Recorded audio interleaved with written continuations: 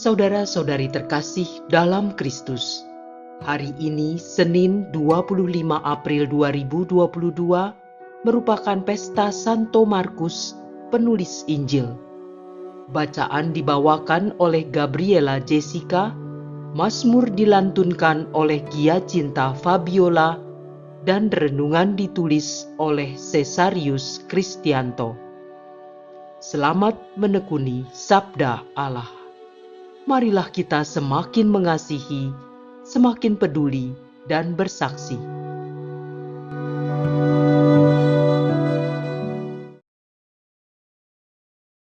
Bacaan dari surat pertama Rasul Petrus.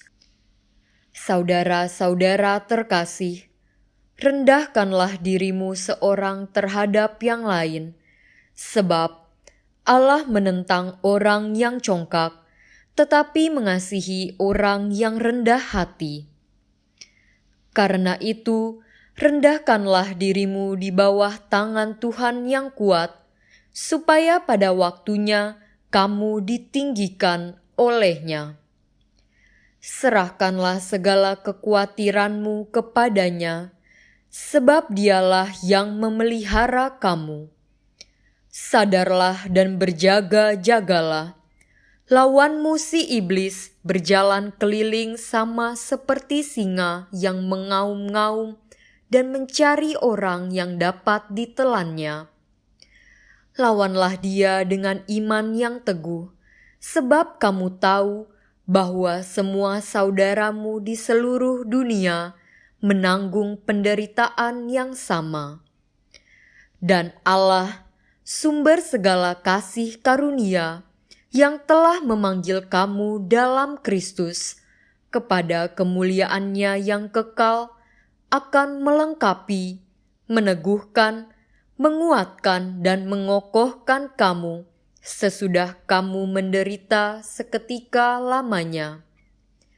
Dialah yang empunya kuasa sampai selama-lamanya. Amin.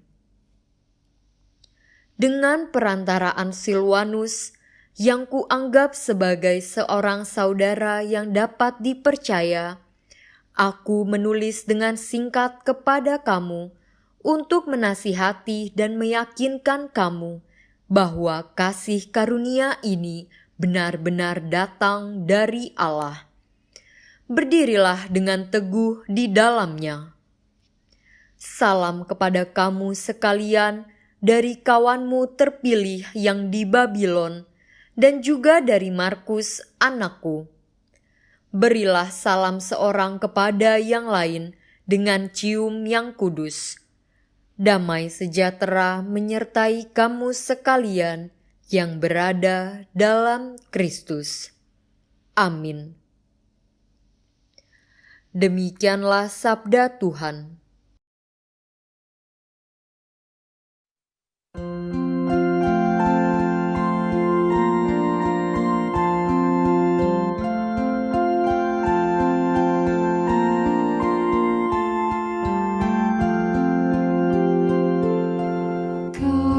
Setiamu ya Tuhan, hendak ku nyanyikan selama-lamanya. Aku hendak menyanyikan kasih setia Tuhan selama-lamanya, hendak menuturkan kesetiaan-Mu turun-temurun. Sebab kasih setiamu dibangun untuk selama-lamanya. Kesetiaanmu tegak seperti langit.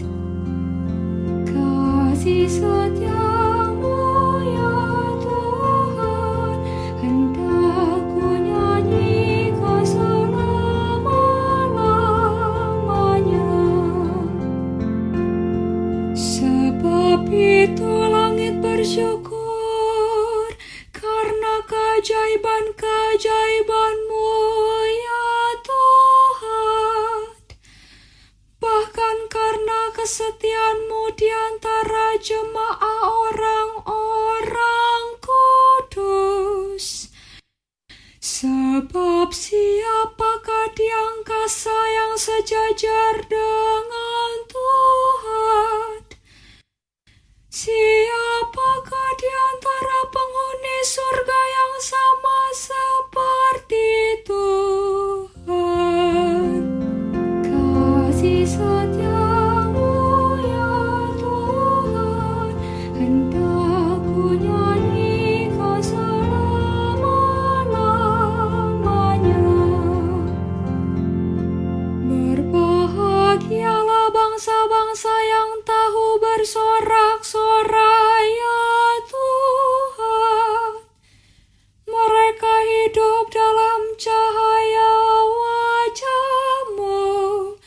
Karena nama-Mu mereka bersorak-sorai, dan karena keadilan-Mu mereka bermegah-megah. Kasih setiamu ya Tuhan, hendak ku nyanyikan selama-lamanya.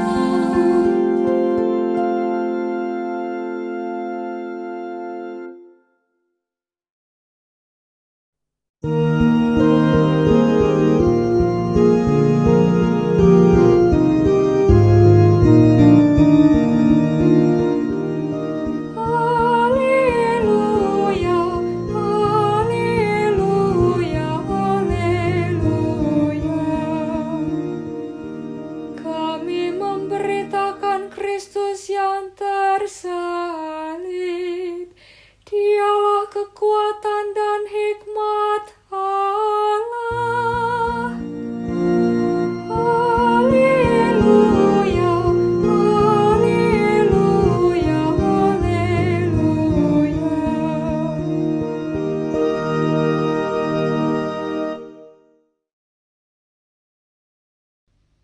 Inilah Injil suci menurut Markus, bab 16 ayat 15 sampai dengan 20. Pada suatu hari, Yesus yang bangkit dari antara orang mati menampakkan diri kepada ke-11 murid dan berkata kepada mereka, "Pergilah ke seluruh dunia, beritakanlah Injil kepada segala makhluk. Siapa yang percaya dan dibaptis akan diselamatkan, tetapi siapa yang tidak percaya akan dihukum. Tanda-tanda ini akan menyertai orang-orang yang percaya. Mereka akan mengusir setan-setan demi namaku. Mereka akan berbicara dalam bahasa-bahasa yang baru bagi mereka. Mereka akan memegang ular, dan sekalipun minum racun maut, mereka tidak akan mendapat celaka.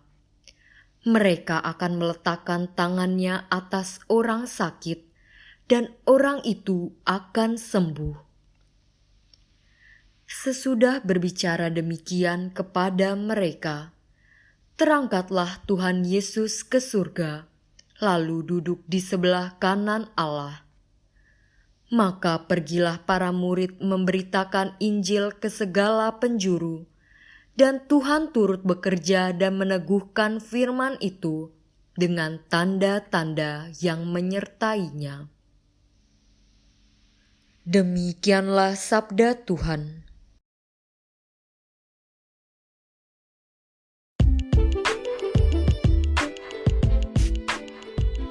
Mewartakan Injil ke seluruh dunia. Renungan dibawakan oleh Maria Monica.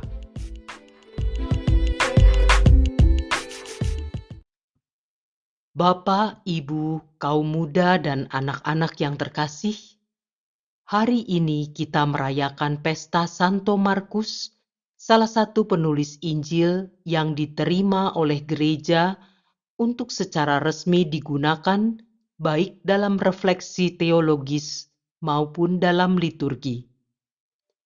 Dibandingkan ketiga Injil yang lain, Injil Markus adalah yang paling pendek.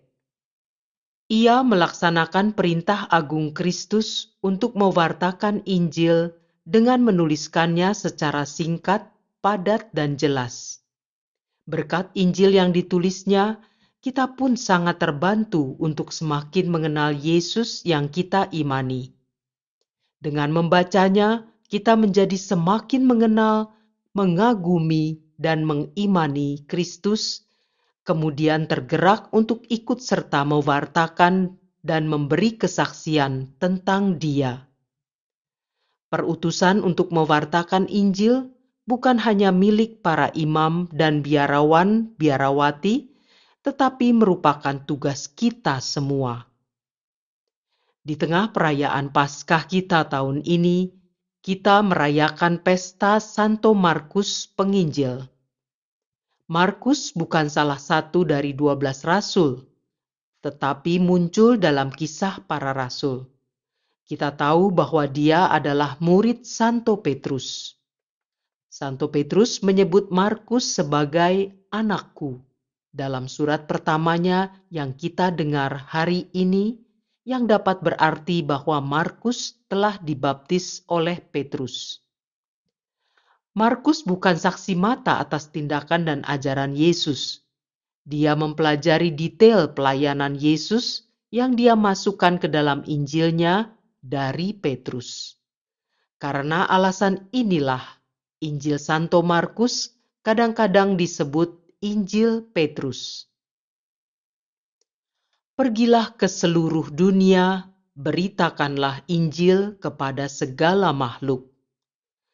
Semoga teladan dan doa Santo Markus membawa kita untuk mewartakan Injil Kristus ke seluruh dunia, memberitakannya kepada semua ciptaan untuk kemuliaan Allah dan keselamatan jiwa.